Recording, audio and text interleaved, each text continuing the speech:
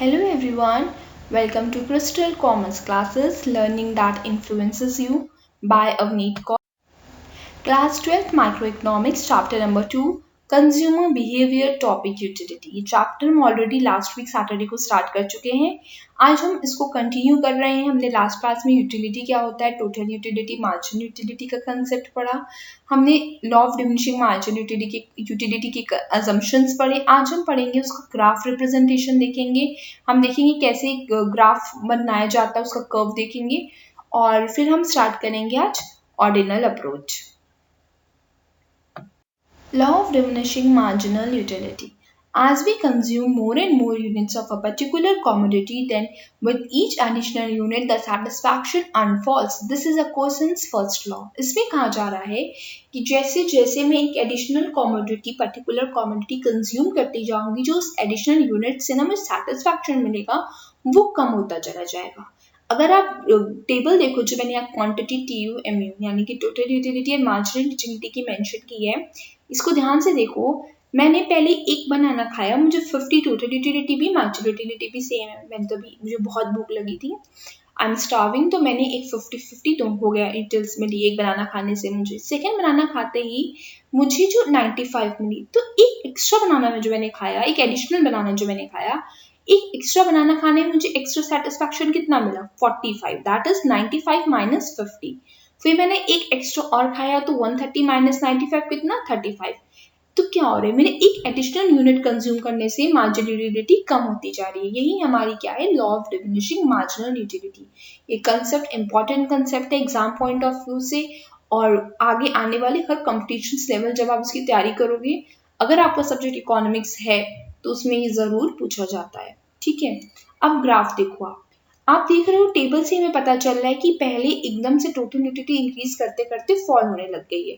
जैसे 15, 95, 130, 145, 155 एंड 135। 155 से डायरेक्ट कितनी हो गई, 135। तो इससे पता चल रहा है कि हमने 0 से स्टार्ट किया था, देखो 1 से स्टार्ट किया था, वो जाते जाते एक टाइम के बाद डाउन होगा, बट वो कभी भी एक्स एक्सिस को नहीं टच करेगा, ना ही वो 0 होगा। ठीक है, एक्स एक्सिस जो हमारी आउटपुट और मार्जिन यूटिलिटी MU जहां मैंने मेंशन की, वो हमारी है एक्स एक्सिस, और जो वर्टिकल लाइन है यानी कि जहां पे मैंने TUMU मेंशन किया, वो हमारी क्या है, total utility and margin utility, को हम बोलते हैं वाई एक्सिस, वो वर्टिकल है। ठीक है, अब आप MU का जरा वो देखो टेबल राइट हैंड साइड में, वो ग्राफ भी देखना साथ में।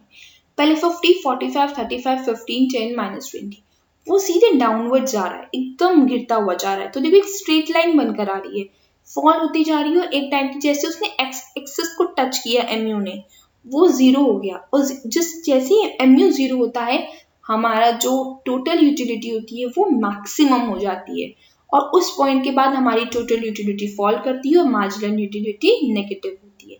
अब हम पढ़ने जा रहे हैं इनका रिलेशनशिप, जहां से आपको और क्लियर होगा। Relationship between total utility and marginal utility. यहाँ पे हम पढ़ेंगे जब टोटल यूटिलिटी इंक्रीज होती है तो मार्जिनल यूटिलिटी डिक्रीज होती है। तो हमने देखा कि 50, 45, 35 जा रहा है, वो डाउनवर्ड स्लोपिंग, पर वो क्या था, पॉजिटिव था। फिर हमने देखा when total utility is maximum and constant then marginal utility is equal to 0। जब हमारी मार्जिनल यूटिलिटी 0 हो जाती है, जब जैसे ही वो एक्स एक्सिस को जैसे ही वो टच करती है, वो 0 हो जाती है, उस टाइम पे हमारी जो टोटल यूटिलिटी होती है वो हमारी मैक्सिमम होती है, और उसको हम बोलते हैं सैचुरेशन पॉइंट। अब इससे ज्यादा इंसान कंज्यूम नहीं कर सकता, इससे ज्यादा उसको सेटिस्फैक्शन नहीं मिल सकता। फिर थर्ड पॉइंट क्या रिलेशनशिप है, जब टोटल यूटिलिटी मेरी फॉल करने लग गई, जब वो -20 हो गई, तो टोटल यूटिलिटी जब मेरी 155 से 135 हुई, तो मार्जिनल यूटिलिटी मेरी नेगेटिव में चली गई थी, कितनी, -20। तो ये क्या बता रहा है, जब TU फॉल करता है तो मार्जिनल यूटिलिटी मेरी नेगेटिव हो जाती है। Very very very important topic है, इसको आप छोड़ नहीं सकते हो। तो आपको अगर कंसेप्ट नहीं क्लियर हुआ है, समझने में कोई प्रॉब्लम आ रही है, तो आप प्लीज मुझे कमेंट बॉक्स में कमेंट कीजिए। जब मैं ये पढ़ाऊँ ना टॉपिक, तो आप उस समय पेन कॉपी लेके ना खुद भी बनाने की कोशिश करते जाइए और मेरी बात सुनते जाइए, तो आपको चीजें और क्लियर होंगी। Ordinal approach. अब हम पढ़ रहे हैं second concept.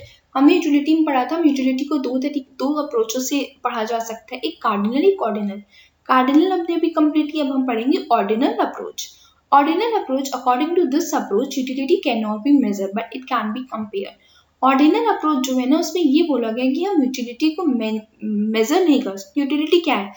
Want satisfying power of a commodity. हम जो सेटिस्फैक्शन है उसको कंपेयर कर सकते हैं, उसको मेजर नहीं कर सकते. ये जो दो अप्रोचेस है थे, इसमें दो अप्रोच थे, इंडिफरेंस कर्व और रिवील्ड प्रेफरेंस थ्योरी.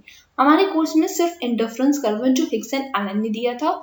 आज हम पढ़ेंगे इंडिफरेंस कर्व क्या होता है. ये भी बहुत इंपॉर्टेंट टॉपिक है और ये चैप्टर ही एक्चुअली में कंज्यूमर बिहेवियर बहुत इंपॉर्टेंट इंटरेस्टिंग चैप्टर है. तो इसको आप पढ़ते रहिए, आपको बहुत इंटरेस्ट आने वाला है. और इसको ना आप रियल लाइफ से चीज़ों को समझने की कोशिश कीजिए तो आप इंटरेस्टिंग हो जाएंगे. अगर रटेंगे तो फिर वो बोरिंग भी रहेगी और कभी आपको याद भी नहीं रहेगी, तो मिस्टेक्स के चांसेस बढ़ जाएंगे. इसलिए कंसेप्ट समझिए आप लोग. Indifference curve. Indifference curve shows the combination between the two goods, that is good X and good Y, such that along the IC curve our level of satisfaction remains same. मतलब ये है कि जब अभी हमने वो पढ़ा था ना law of diminishing marginal utility, तब हम क्या देख रहे थे कि हमारी जो कॉमोडिटी थी वो एक ही हम अज्यूम करके चल रहे थे. उसमें assumption था हमारा कि कॉमोडिटी पर्टिकुलर कॉमोडिटी को ही हम कंज्यूम कर रहे हो. यहाँ पे हम देख रहे हैं कि अगर मैं एप्पल और ऑरेंज इन दोनों में बस चॉइसेस हैं तो मेरे पास कॉम्बिनेशन होना चाहिए कि मैं दोनों चीज परचेज कर सकूं. तो ये वो जो कॉम्बिनेशन मेरे पास अवेलेबल है और इन डिफरेंस कर्व में के अकॉर्डिंग हमारा जो लेवल ऑफ सेटिस्फैक्शन होता है वो हर लेवल पे सेम होता है. जहाँ पे हमारे पास good X and good Y दो कॉमोडिटीज हैं और उन दोनों का कॉम्बिनेशन हमें परचेज करना है. उन दोनों कॉम्बिनेशन का जो सेटिस्फैक्शन हमें मिलता है वो हमें इंडिफरेंस कर्व के थ्रू पता चलता है. जहाँ पे हम good X and good Y को कंपेयर करके किसी एक को ज़्यादा परचेज करेंगे, किसी एक को क्वान्टिटी कम परचेज करेंगे. देखो यार टेबल जैसे मैंने दी हुई है, कॉम्बिनेशन है ABCD. ठीक, quantity of banana good X, quantity of mangoes good Y. मैं गई लेने मार्केट में, वहाँ पे मैंने एक बनाना 15 मैंगोज लिए, 2 बनानास एंड 12 मैंगोज, 3 बनाना. मेरे पास ये कॉम्बिनेशन थे. तो ये जो कॉम्बिनेशंस है ना, ये कॉम्बिनेशंस हमें ये बताते हैं कि ये हम इन तरीकों से इन गुड्स को, मेरे पास 100 रुपीज़ थे, जब मैं इनको परचेज करने गई ना तो मुझे इंडिफरेंस कर्व के थ्रू में पता चला कि ये बेस्ट कॉम्बिनेशन है, इसमें मैं कोई भी कॉम्बिनेशन ले लूँ ये मुझे सेम लेवल का सेटिस्फैक्शन प्रोवाइड करेगा. ठीक है, ये हमें बताता है. तो इंडिफरेंस कर्व ऐसे होता है हमारा, जैसा कि आप देख रहे हो, और इसके बारे में भी हम और डिटेल में पढ़ेंगे. अभी सिर्फ यहाँ पे मैंने एक हिंट दी है, एक आपको ओवरव्यू दिया है इंडिफरेंस कर्व का. जो मेरी नेक्स्ट क्लास होगी ना उसमें पूरा डिटेल में इसकी प्रॉपर्टीज, इसके अजम्पशन सब पढ़ेंगे, तब आपको चीज़ें और क्लियर होंगी. यहाँ पे सिर्फ मैंने एक बेसिक आइडिया दिया है इंडिफरेंस कर्व के बारे में, और एक बेसिक आइडिया मैं दे रही हूँ यहाँ पे आपको मार्जिनल रेट ऑफ सब्स्टिट्यूशन के बारे में. Shows for gaining one additional unit of good X, how many good unit of good Y is to be sacrificed, but the sacrificing should be in such a manner that a level of satisfaction remains same. हमें यहाँ से ये पता चलता है कि हम एक एडिशनल यूनिट अगर मुझे गुड एक्स की लेनी है तो मैं कितनी वाई को सेक्रीफाइस करूँगी, कितनी गुड क्वांटिटी, कितने यूनिट्स में गुड वाई के सेक्रीफाइस करूँगी. पर मुझे वो इस तरीके से सेक्रीफाइस करने हैं, इस तरीके से कॉम्बिनेशन बनाना है कि मैं किसी भी लेवल पे लूँ मुझे जो सेटिस्फैक्शन मिले वो सेम मिले. तो ये हमें पता चलता है मार्जिनल रेट ऑफ सब्स्टिट्यूशन बताता है. ये भी वेरी इंपॉर्टेंट टॉपिक है आपका, तो आप इसको अच्छे से पढ़िए. अभी यहाँ पे सिर्फ आप मीनिंग समझो, नेक्स्ट क्लास जो होगी ना वो हमारी थोड़ी लेंदी भी हो सकती है और वहाँ पे प्रॉपर क्लियर हो जाएगा और ये टॉपिक हमारा कंप्लीट हो जाएगा यूटिलिटी. फिर हम उसकी नेक्स्ट क्लास में डिमांड स्टार्ट करेंगे. तो यहाँ पे मैंने एक बेसिक आइडिया दिया कि आपको इंडिफरेंस कर्व क्या होता है, ऑर्डिनल अप्रोच किस टॉपिक पे बात करती है, कार्डिनल अप्रोच ऑर्डिनल में डिफरेंस क्या है, ये भी हम देख लेंगे नेक्स्ट क्लास में. नेक्स्ट क्लास में मैं यूटिलिटी कंप्लीट करा दूंगी आपकी. Just a friendly reminder, do not think about work, just do the work. Think about it. Believe in yourself. Don't forget to subscribe and share the channel. Press on the bell icon. And yes, आपको कोई भी doubt हो तो आप मुझे feedback दीजिए अपना, आप अपने कमेंट्स लिखिए कि आपको क्या टॉपिक, क्या वर्ड नहीं समझ आया है, क्या कंसेप्ट नहीं क्लियर है, ताकि मैं उस पर आपके लिए हेल्प कर सकूँ, आपको फिर से समझाओ, आपके डाउट्स क्लियर करूँ. मैं हमेशा अवेलेबल हूँ आपके लिए. आप कभी भी मुझे कमेंट बॉक्स में कमेंट करके अपने डाउट्स पूछ सकते हैं. Thank you.